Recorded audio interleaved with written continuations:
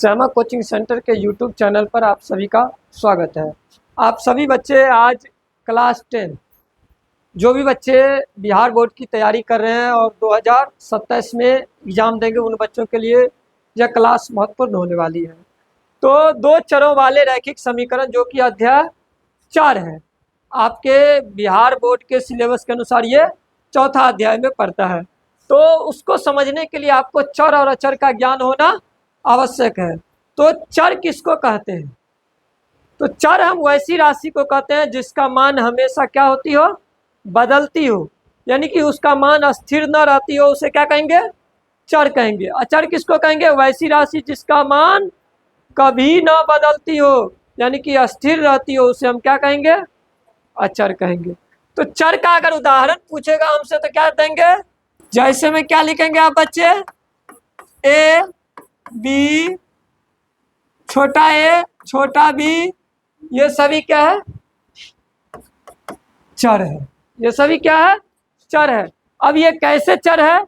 अभी हम एक बच्चे को पूछे जो ए बराबर बोलो, तो कोई क्या बोल देगा? जो 5 बोल देगा ना।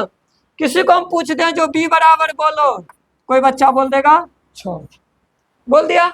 ये पहला और दूसरे बच्चे ने बोला। अगर हम तीसरे बच्चे को पूछ दे जो ए बराबर बोलो, तो वो बच्चा क्या बोल सकता है? ए बराबर 6। और बी बराबर पूछ दे तो बी बराबर 5। और आगे अगर किसी तीसरे से पूछेंगे तो वो 7, 8, 9, 10, -7, -2, -1 बोल सकता है कि नहीं बोल सकता है? क्या आप बताओ आप बच्चे, क्या ए का मान स्थिर है? क्या ए का मान 5 ही हो सकता है क्या? अगर हमारी इच्छा होगी तो ए बराबर हम 1000 मान सकते हैं, हमारी इच्छा होगी तो ए बराबर हम 2 भी मान सकते हैं कि नहीं मान सकते हैं? तो इसीलिए कहा गया कि वैसी राशि जिसका मान हमेशा बदलती हो, वैसी राशि जिसका मान हमेशा क्या होती हो? बदलती हो, उसे क्या कहेंगे हम? चर कहेंगे। अचर किसको कहेंगे? वैसी राशि जिसका मान हमेशा नहीं बदलती हो, कभी बदलती ही ना हो, यानी कि अस्थिर हो, यानी कि उसका वैल्यू क्या हो? सीमित हो, तो उससे हम क्या कहेंगे? अचर कहेंगे। यानी कि वैसी राशि जिसका मान न बदले उसे हम क्या कहेंगे? अचर कहेंगे। जैसे में क्या आएगा? 1, 5, 7, 100, 1000 है ना। अब बताओ अगर हम किसी बच्चे को पूछो जो 1 का वैल्यू क्या होगा, तो वो बोलेगा 1। 2 का वैल्यू क्या होगा? 2। 3 का वैल्यू क्या होगा? 3। लेकिन अब पूछ दे 1 का वैल्यू क्या होगा, तो वो बोल सकता है कि 5, कोई बच्चा बोल सकता है कि 6, कोई बच्चा बोल सकता है कि 7। लेकिन इसमें आप नहीं बदल सकते कि बदल सकते हैं, इसीलिए क्या कहलाएगा? अचर राशि कहलाएगी। समझ गए? अब आती है बात बीजीय व्यंजक की बात। तो बीजीय व्यंजक जब चर और अचर, ध्यान दोगे, जब चर और अचर राशि, जब चर और अचर राशि आपस में मिल जाए, जब चर और अचर राशि क्या हो? आपस में मिल जाए, तो वो बीजीय व्यंजक का निर्माण करता है। वो किसका निर्माण करता है? बीजीय व्यंजक का निर्माण करता है। जैसे कि 2x, क्या? 2x, 3x, 4y, 5z, 2x + 5, 3x + 7, 2x + 4y + 3, 7x + 5y + 8, ये सभी क्या है? बीजीय व्यंजक है। चर रैखिक समीकरण हम किसको कहेंगे? उसका मानक रूप क्या होता है? तो उसका मानक यानी कि स्टैंडर्ड फॉर्म होता है एक चर वाले रैखिक समीकरण का ax + b, ax + b बराबर 0, ax + b बराबर 0। लेकिन ये समीकरण में ax + b बराबर 0 होगा, लेकिन a के बराबर कभी भी 0 नहीं होना चाहिए।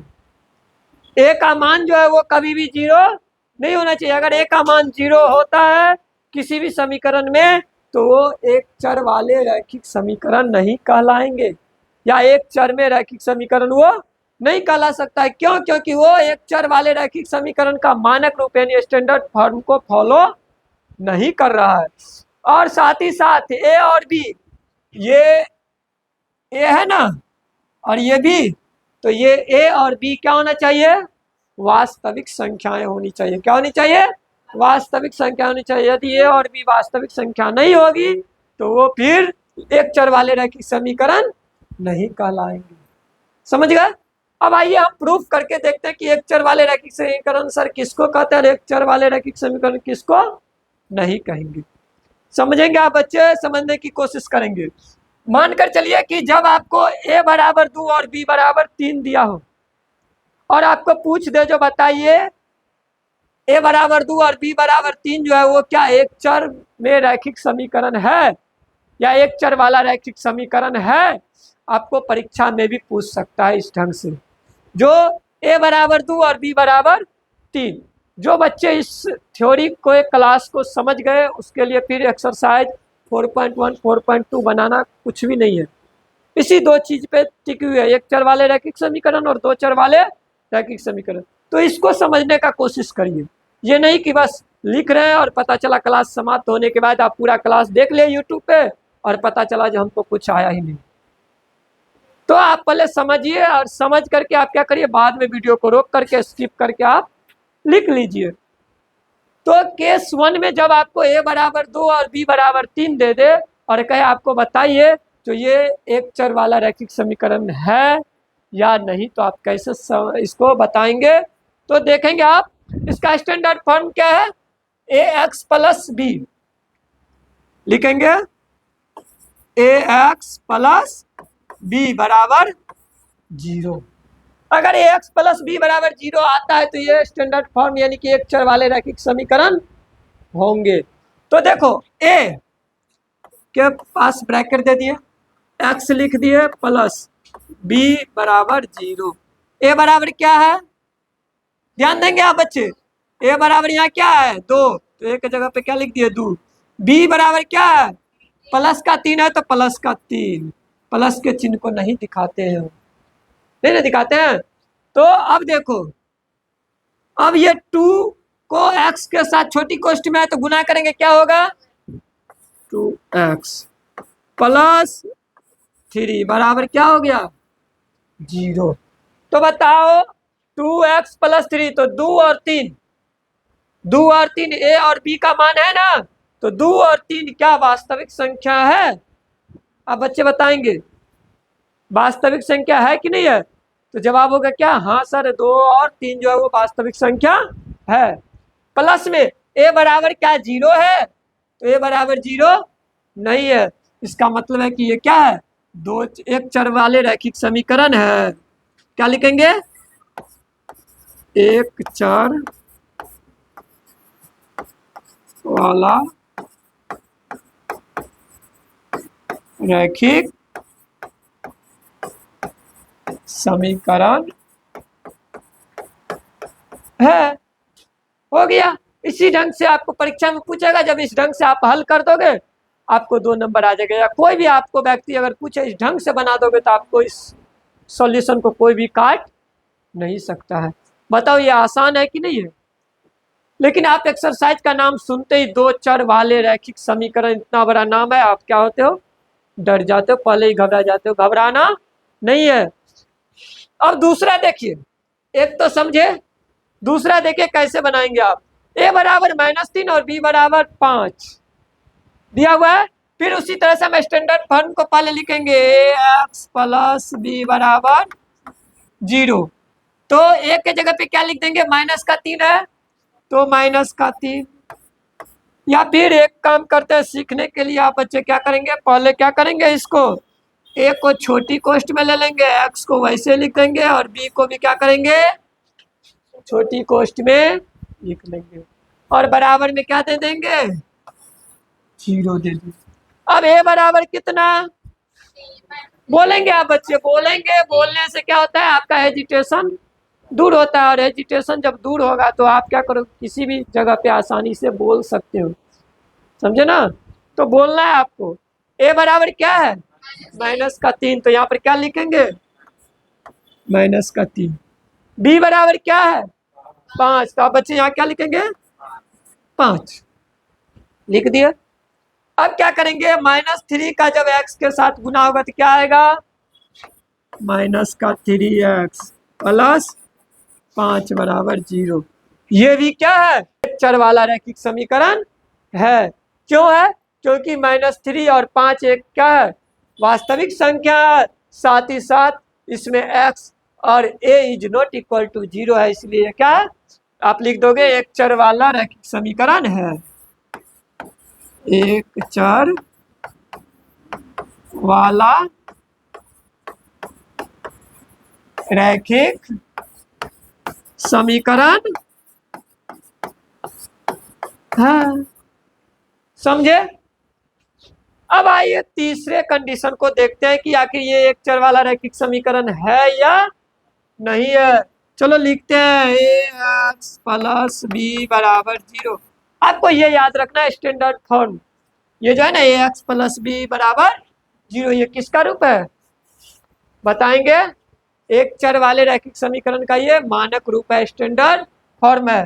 तो ax प्लस बी बराबर 0, तो a जो है ये क्या है यहाँ पर 0, तो a को क्या करेंगे ब्रैकेट में x प्लस बी को भी ब्रैकेट में बराबर 0। a का मान क्या है 0 और b का मान क्या है 3।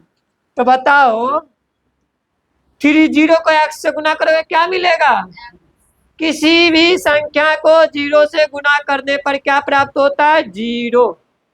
तो चाहे वो चर की संख्या हो या अचर हो, उसको हम 0 से गुना करेंगे तो उसका वैल्यू क्या हो जाता है 0।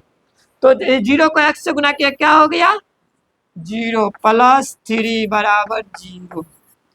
अब 3 बराबर 0 क्या ये संभव है?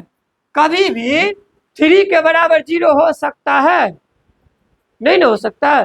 तो यहाँ पर क्या है ये संभव नहीं है। आप क्या लिख सकते हो असंभव। आप ये क्या लिख सकते हो असंभव।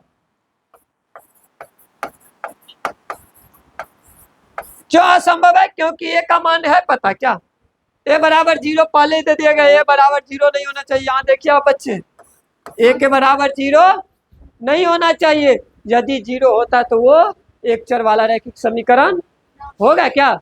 नहीं होगा। तो यहाँ पर लिख देंगे हम क्या, एक चर वाला रैखिक समीकरण नहीं है। हो गया, समझे? आपको यही पूछ देगा, इसी तरह से दे देगा। जब एक चर वाले रैखिक समीकरण में जब a बराबर 2 और b बराबर 3 हो तो बताइए यह एक चर वाला रैखिक समीकरण है या नहीं है, हल करके बताएं। तो आपको क्या करना है, इसे लिखना है। जब दिया हुआ है या लिखेंगे दिया हुआ है a बराबर 2 b बराबर 3, एक चर वाले रैखिक समीकरण का मानक रूप होता है बराबर ax प्लस बी बराबर 0, या सीधे आप लिख देंगे मानक रूप बराबर ax प्लस बी बराबर 0। फिर a का मान बैठा देंगे a के जगह पे, b का मान बैठा देंगे b के जगह पे। जब a बराबर 0 ना हो, यानी कि इस रूप में आ जाए, x प्लस एक संख्या के रूप में आ जाए बराबर 0 हो, तो आप लिख देंगे जो एक चर वाला रैखिक समीकरण है। और जब यही आ जाए 0 प्लस 3 बराबर 0, यानी कि संख्या के बराबर 0 आ जाए, तो समझ लेना जो ये एक चर वाला रैखिक समीकरण नहीं है। कोई दिक्कत? दो चर वाले रैखिक समीकरण किसको कहेंगे? तो दो चर वाले रैखिक समीकरण हम किसको कहेंगे? समीकरण जो है उसका स्टैंडर्ड रूप क्या किस रूप में हो? ax plus B Y plus C के रूप में हो। ax plus B Y plus C is equal to 0 हो। लेकिन ए बी और सी क्या हो? वास्तविक संख्या हो। ए बी और सी क्या हो? वास्तविक संख्या हो। तो वह क्या कहलाएगा? दो चर वाला रैखिक समीकरण कहलाएगा, यानी कि इस रूप में होना चाहिए। अब देखिए यहाँ पर ए बराबर 2, बी बराबर 3 और सी बराबर 4 दे दिया। अब हमको पता करना चाहिए दो चर वाला रैखिक समीकरण है या नहीं है। चर किसको कहते हैं सबसे पहले ये बताइए? जिसका मान हमेशा बदलता है, यानी कि ए बी सी डी क्या है? चर है। यानी कि जिसमें एक चर हो तो वो एक चर वाला रैखिक समीकरण कहलाएगा, जिसमें दो चर हो तो वो दो चर वाला रैखिक समीकरण कहलाएगा। सिंपल, समझ गए? अब देखिए स्टैंडर्ड रूप क्या है? ax plus B Y plus C बराबर 0। तो इसको गुणनखंड के रूप में लिखते हैं तोड़ करके, जिससे कि आप बच्चे को समझ में आए और आसानी से आप बच्चे इसको समझ ले। देखो ए एक्स को हम लिख सकते हैं छोटी कोष्ट में ए हो गया और एक्स प्लस बी का छोटी कोष्ट प्लस वाई प्लस सी में का मान दिया है ना सबका, जिस सब का मान दिया उसको हम छोटी कोष्ट ले लिए बराबर क्या कर दिए 0। अब देखो ए का मान दिया है क्या, ए का मान दिया है 2, बी का मान भी दिया है क्या 3 और सी का भी मान दिया है 4, इसीलिए हम यहाँ पर सी नहीं लिखे। समझे ना, जिसका मान दिया रहे उसको आप छोटी कोष्ट में लिख दो, समझे, और उसका मान बैठा दो उसके जगह पे, समझ गए। अब देखिए 2 को x के साथ गुना करोगे क्या होगा, 3 को y के साथ गुना करोगे 3y या 3y प्लस 4 बराबर 0। अब बता इसमें चर की संख्या कितनी, 2, कौन कौन x और y, 2 चर है ना, इसीलिए क्या कहलाएगा 2 चर वाला रैखिक समीकरण है। क्या लिखेंगे, अतः 2 चर वाला रैखिक समीकरण है। समझे क्यों है, समझ गए ना क्यों, क्योंकि x और y दोनों कितने चर हैं, 2 अलग अलग चर हैं, इसीलिए 2 चर वाले रैखिक समीकरण है। अब केस 2 में देखिए, अगर a बराबर -3 दे दे, b बराबर 4 दे दे और c बराबर 2 दे दे, तब ये है या नहीं, कैसे पता करेंगे आप बच्चे, तो आप क्या करोगे इसके मान को लिखोगे ax plus by plus C बराबर 0। ये जितना क्वेश्चन है उतना को सॉल्व कर रहे हैं, तब तक आपको स्टैंडर्ड रूप याद हो जाना चाहिए यहीं पे, ये नहीं कि जाके घर पे रटेंगे, समझे ना, रटना नहीं है, आराम से यहीं पे बार बार बोलोगे मेरे साथ, आप वीडियो में देख रहे हो तो बार बार बोलेंगे मेरे साथ, आपको भी क्या होगा याद हो जाएगा, रटने की कोई ज़रूरत नहीं पड़ेगी, नहीं तो बस रट्टे मल के तरह रटते रहोगे, बस वीडियो समाप्त, तुम्हारा दिमाग से भी सब समाप्त। इसीलिए बोल करके देखिए, बोल करके, ये सिनेमा नहीं चल रहा है आपका बॉक्सिंग जो सिर्फ देख रहे हैं जो फलाना हीरो आया मार रहा है किसी को, क्या नहीं, वो नहीं चल रहा है, यहाँ पे पढ़ाई हो रही है, समझे। तो ax plus B Y plus C ये क्या है, 2 चर वाले रैखिक समीकरण का मानक रूप है, स्टैंडर्ड फॉर्म है, ठीक। अब देखो इसको हम क्या किए बताए थे बच्चों को, ब्रैकेट में डाल दो ए बी सी को,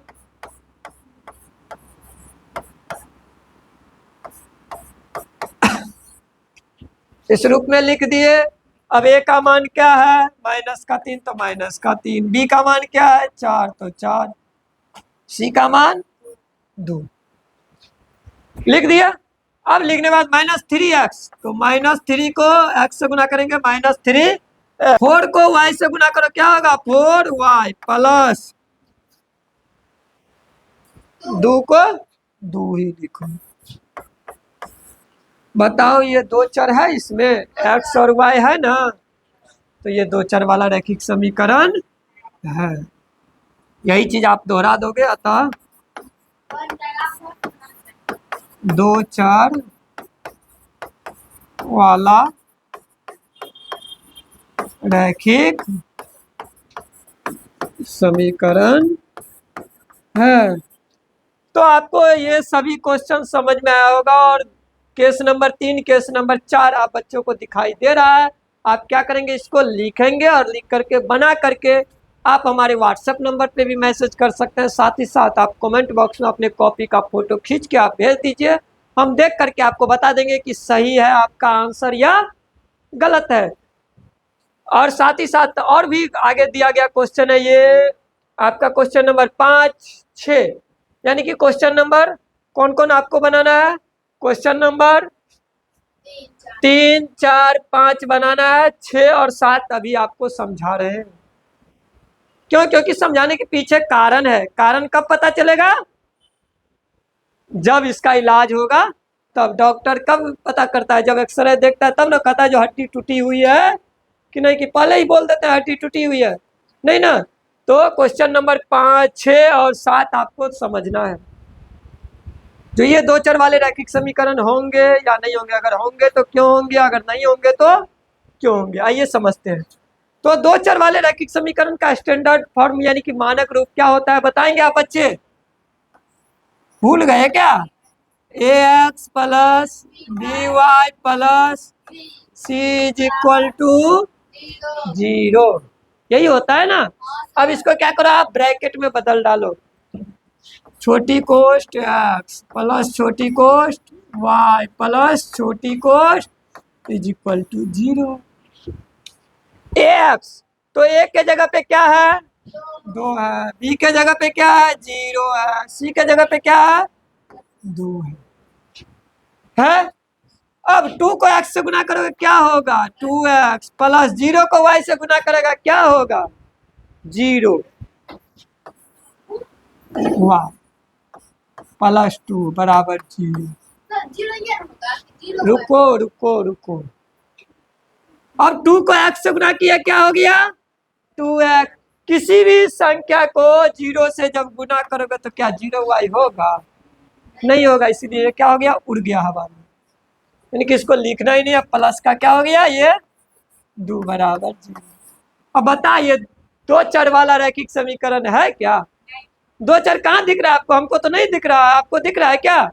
अगर दिख रहा है तो कमेंट सेक्शन में बताइए क्या है, अगर दिख रहा है आप बच्चों को तो बताइए क्या है। तो इसमें दो चर दिख ही नहीं रहा है, हमको तो एक ही चर दिख रहा है, क्या, सिर्फ और सिर्फ x, और दो वास्तविक संख्या दिख रहा है, क्या, 2 और 2, कि नहीं, इधर भी एक वास्तविक संख्या, इधर भी एक वास्तविक संख्या, तो हम लिखेंगे क्या, अतः यह दो चर वाला रैखिक समीकरण नहीं है। बात समझ में आई? अब आगे देखिए, थोड़ा और आगे चलते हैं, क्या है ये समझे क्यों नहीं है, क्योंकि इसमें एक ही चर है, अगर दूसरा चर y रहता तब तो ये दो चर वाला रैखिक समीकरण कहलाता, या x और y ही नहीं रहेगा, हो सकता है कि तुमको a भी करके दे दे, समझे, 2a 2b, तो भी दो चर वाला रैखिक समीकरण होगा, समझे ना। आपको पढ़ना ऐसे कि ये नहीं कि जो राम की भी मम्मी है और श्याम की भी मम्मी है, तो राम की मम्मी वही और श्याम की मम्मी पूछ दे तो बस नाम ही नहीं बताना है, समझे ना, नहीं, दोनों की मम्मी एक ही है, तो आपको ABCD का कोई भी यहाँ पर लेटर दे करके आपको फंसा सकता है परीक्षा में, ये बोर्ड है और बोर्ड कुछ भी कर सकता है, लेकिन ज्यादातर बिहार बोर्ड इस तरह से नहीं करते हैं, किताब के क्वेश्चन को दोहराते हैं, समझे। आएंगे आप बच्चे 7 नंबर को देखेंगे, 7 नंबर में स्टैंडर्ड फॉर्म को सबसे पहले लिखते हैं, दो चर वाले रैखिक समीकरण को लिखो, याद हुआ कि नहीं हुआ अभी तक, ax plus by plus c is equal to 0, ठीक। अब इसको क्या करेंगे, छोटी कोष्ट में कन्वर्ट कर देते हैं, छोटी कोष्ट x प्लस छोटी कोष्ट y प्लस छोटी कोष्ट इज इक्वल टू 0।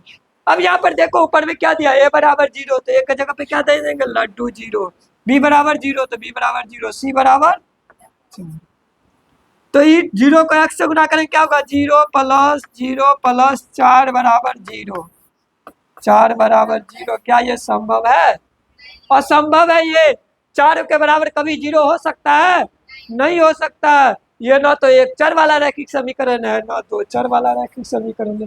अगर ये आपको a इज इक्वल टू 0 और b इज इक्वल टू 4 दे दे तो भी ये एक चर वाला भी रैखिक समीकरण है क्या, नहीं है, तो लिखेंगे असंभव है,